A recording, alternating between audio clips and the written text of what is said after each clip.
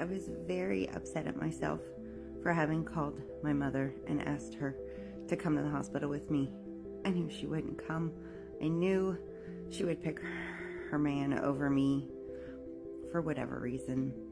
I was so upset with myself, and it just added to the loneliness that I felt. I was very grateful I did not have a brain tumor. They did find that out.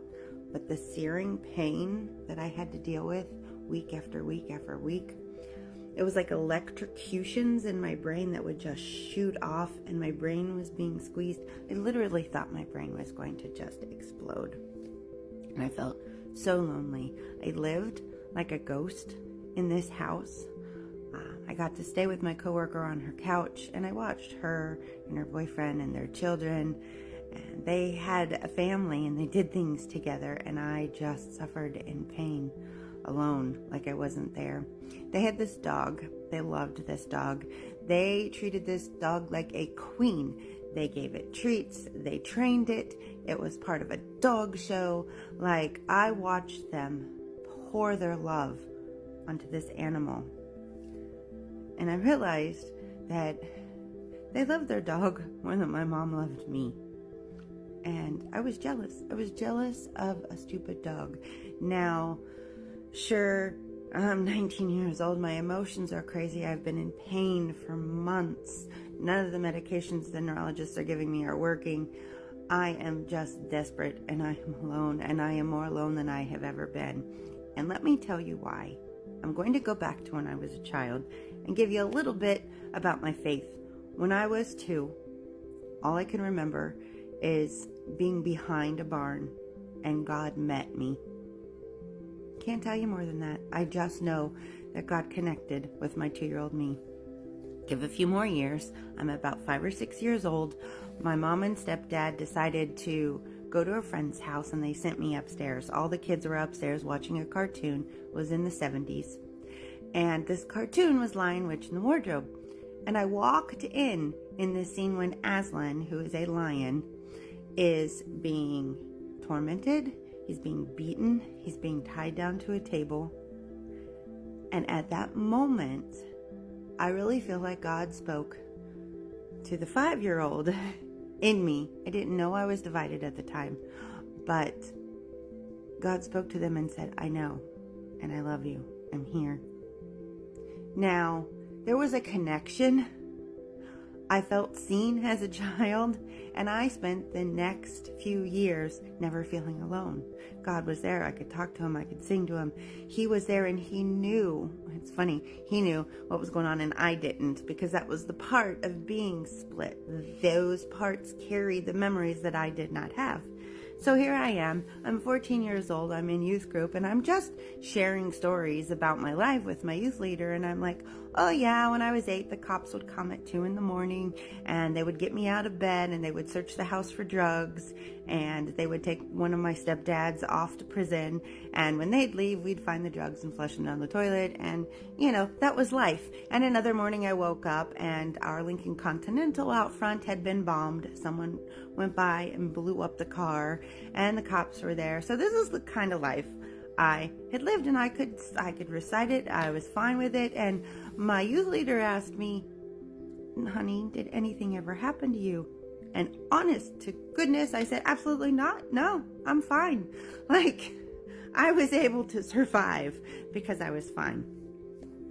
So that was 14. And a few years later, when I was 17 years old, my mom asked me to leave the house. Her boyfriend did not like me. It's all right. I did not care for him either. And so I moved out, and I moved in with another youth leader. They were an older couple, and they had room for me, and they had me move in with them. So I was with them. And that year at summer camp, I went up to summer camp, and I went off on my own and found a little tiny chapel. And I went into the chapel, and I sat down, and I was just talking to God, and I had these memories come back to me. I could see myself at 6 taking my jump ropes and tying myself to my bed, and just some very uncomfortable feelings and memories, and it kind of freaked me out and shocked me. So I went to my youth leader that night, and I said, this is what happened. I think I need a counselor.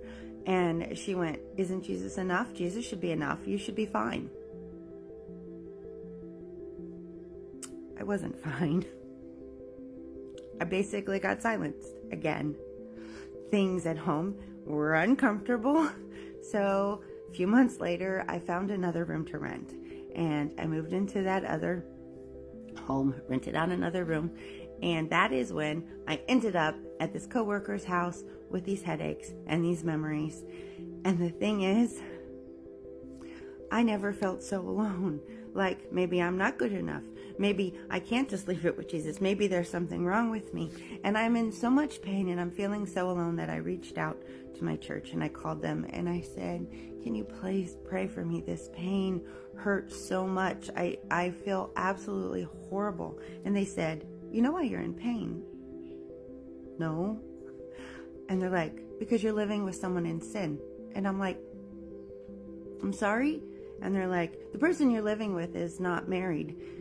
And I went, they're taking me to the neurologist 3 times a week. They are feeding me. They are taking care of me.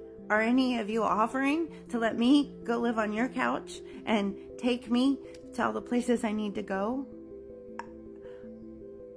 I hung up and I was silenced. And I'm like, that is not the God that I met when I was 5. Like, is he upset at me? I already felt alone because I had no family. I had no friends. Apparently the church was upset with me and thinking I'm living wrong, and that's why God was torturing me with these massive headaches. And now I've lost God, the one companion I'd had through most of my life, so I never felt alone. And now I feel alone, more alone than I have ever felt in my entire life. I'm 19. I'm out on my own for the first time, and I'm in pain. So much pain. And that night, after everyone had gone to sleep, it was probably midnight. I had a hard time going to sleep. I was always up really, really late. And my coworker's boyfriend came out of the bedroom after everyone was out, and he walked out in the living room, and he goes, in the morning, you're leaving. More to come. Thanks for listening.